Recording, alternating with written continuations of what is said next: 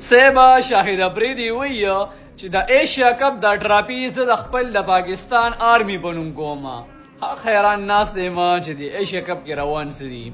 تاسو به د ایشیا کپ کې ډېرې نښرې لیدلې وي، خو دا پکې ټول نه غټه نښره ده چې د انډیا ټیم د محسن نقوي د لاسه د ټراپې اغستو نه انکار وکړو او بغیر ټراپې جشن منع وکړو.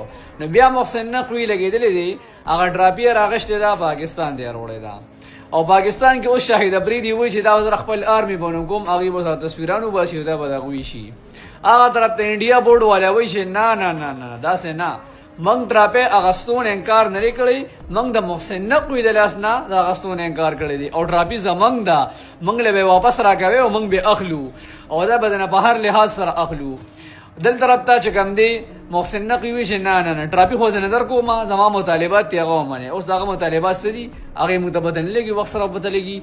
خو بل طرف ته د انډیا بورډ وایي چې نه، دا موږ به د آی سی سی په اجلاس کې احتجاج کوو او د خپله ټراپي به درنه په زور اخلو.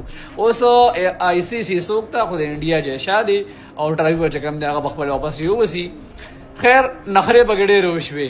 ایشیا کپ نو سمه چې کوم دی خبره وي سرکس و. تاسو دې باره کې څه وایئ؟ کومه نښه هم پکې خوښه شوې ده په کمنټ کې راته ووایئ مهرباني.